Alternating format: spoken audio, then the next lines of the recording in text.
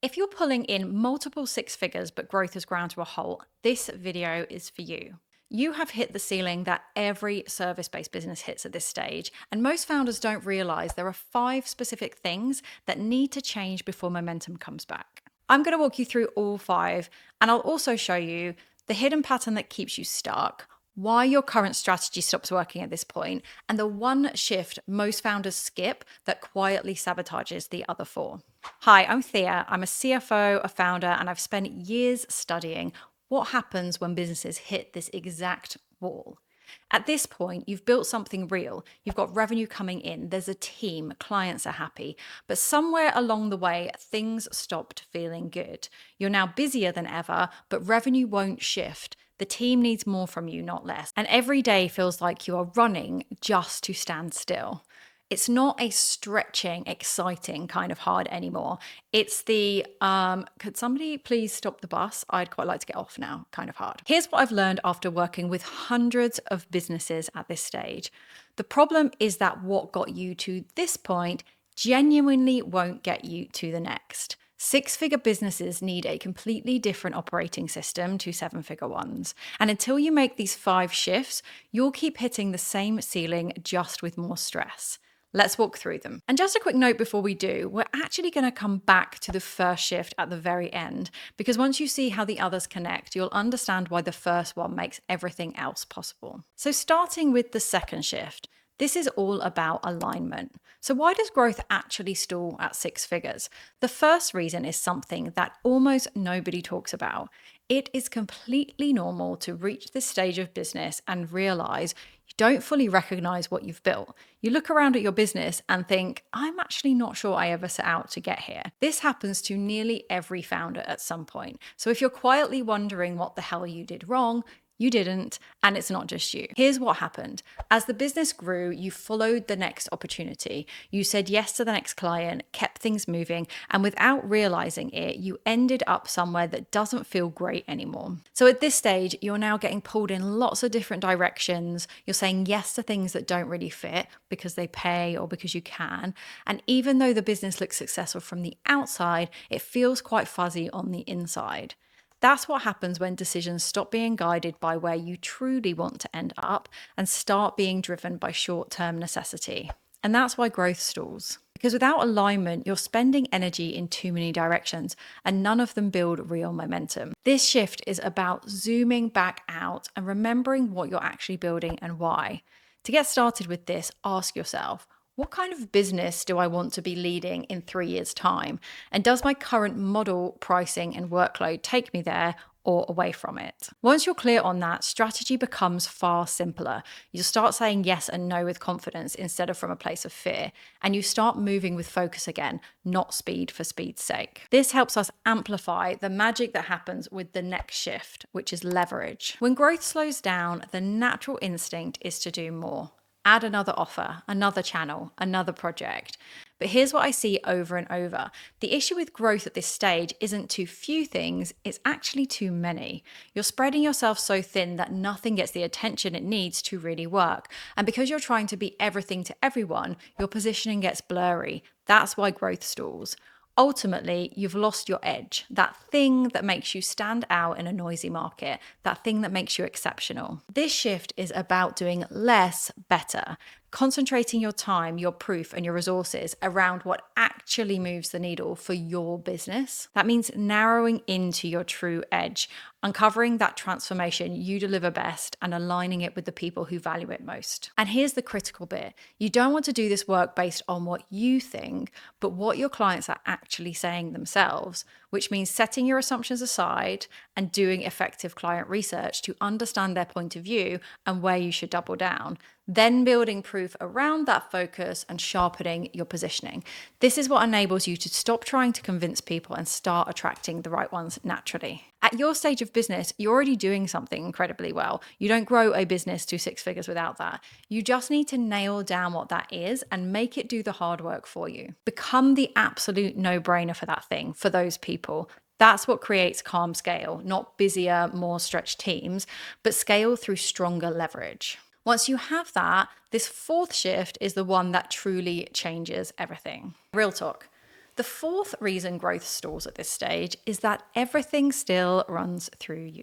To some extent, at least, the business relies on you to hold it all together, to answer every question, fix every issue, close every sale, drive every project forward. You, my friend, are the bottleneck. You've likely built a business that does work, but it's fragile. It only runs because you're running it. And that means that every time you try and step back and work on strategy or growth, or maybe take some downtime, things start to fall apart. So you stay stuck in the weeds. The shift here is mastery, creating rhythm and structure that hold the business even when you step back. That means clear roles, weekly check-ins, documented processes, simple, repeatable systems that keep quality high and delivery smooth. Here's how to start. Map out everything you do as a business that makes you truly great, from winning new clients to delivering excellent services again and again. Then ask a few questions against each activity. Do we have key person risk here? Is this important process documented or just in someone's head? Could this be streamlined or automated further? How can I easily know if this is running smoothly and effectively at all times? When you take a step back and build mastery around these core processes, operations stop being a source of stress and start becoming your ultimate strength. This is what allows you to run the business, not be the business. So you can finally focus on leading, not constantly catching up. These three shifts together are what truly drive growth at this stage. And not just any growth, but the kind that moves you towards the business and life you want day by day. But even with all that in place, there's still a fifth reason growth will grind to a halt. And that's momentum. Most founders are excellent at driving newness. You have the ability to start new ideas, new projects, and plans all at pace. But where things slow down is in the closing, the finishing, the reviewing, the embedding, the repeating. And that's where traction lives. Without traction, nothing you do compounds. You're always starting from scratch. You're always chasing the next thing, never building on what you've already created. Growth stalls because you've got motion, but not momentum. This shift is about building repeatable rhythms that keep progress moving forward without constant effort. This means setting a clear focus each quarter, deciding exactly what the business is building or improving right now. It means having weekly rhythms that close your open loops, reviewing priorities, removing blockers, and tracking progress against the goals you set. It means strengthening visibility so you can always see what's working, where progress has slipped, and what needs attention next. When you work in this way, everything you do starts to compound.